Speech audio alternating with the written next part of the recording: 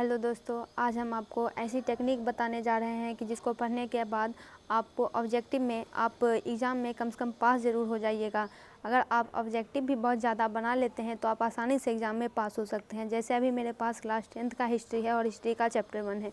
इसमें से जो गेस पेपर है इसमें फर्स्ट चैप्टर का एकदम मेन पॉइंट दिया गया है। इसी से लगभग ऑब्जेक्टिव के सारे क्वेश्चन रहते हैं और अगर आप इतना क्वेश्चन कर लेते हैं तो आपको पास करने में कोई कठिनाई नहीं होगी। तो स्टार्ट करते हैं। आप इसका स्क्रीनशॉट ले लीजिएगा और आराम से इसको पढ़िएगा। तो पहला चैप्टर है यूरोप में राष्ट्रवाद और इसका है कि बिस्मार्क ने ऑस्ट्रिया के साथ मिलकर 1864 ईस्वी में स्लेस्विग और हिल्स्टन राज्यों के मुद्दों को लेकर डेनमार्क पर आक्रमण किया था।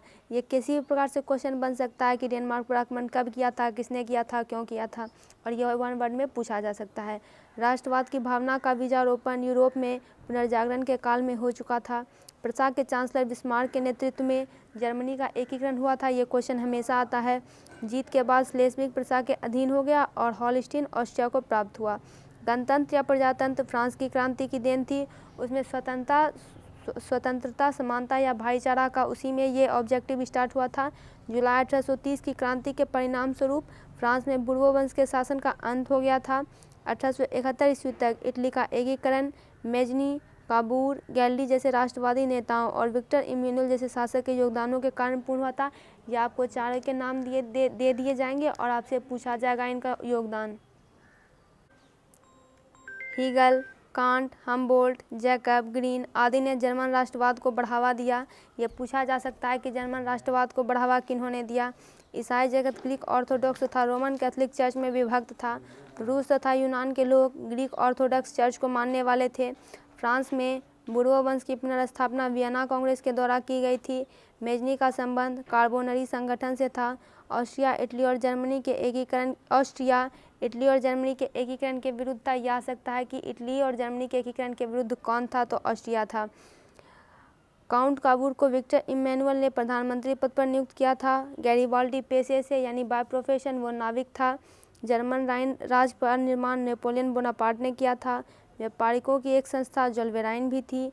रक्त एवं लौ यानी ब्लड एंड आयरन पॉलिसी की नीति का अवलंबन बिस्मार्क ने किया था। यूरोप वासियों के लिए यूनान का साहित्य एवं ज्ञान विज्ञान का प्रेरणा स्रोत रहा है। सेडाउन के युद्ध में ही एक महाशक्ति के पतन पर दूसरी यूरोपीय महाशक्ति जर्मनी का जन्म हुआ। सेडाउन का युद्ध प्रसा एवं फ्रांस के बीच हुआ था। 1848 ईस्वी की फ्रांसीसी क्रांति ने पुरातन युग का अंत कर दिया। वेटिकन सिटी का राजमहल जहां पोप रहते थे वो इटली के प्रभाव से बचा रहा।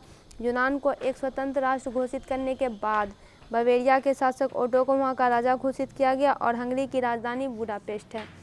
इसके कुछ और भी मेन इंपॉर्टेंट पॉइंट्स हैं, जैसे मेजनी साहित्यकार, गणतांत्रिक विचारों का समर्थक और योग्य सेनापति था। मेजनी कौन थे, यह आ सकता है। वियना सम्मेलन कब हुआ था, तो 1815 में। वियना सम्मेलन की मेजबानी किसने की थी, तो ऑस्ट्रिया के चांसलर ड्यूक मैटरनिक ने। लाला लाजपत राय ने गैरिबाल्डी की जीवनी लिखी थी। जर्मनी का एकीकरण किसके नेतृत्व में हुआ, तो प्रसा के शासक विलियम ने महान कूटनीतिज्ञ बिस्मार्क को अपना चांसलर नियुक्त किया और बिस्मार्क हीगल के विचारों से प्रभावित था।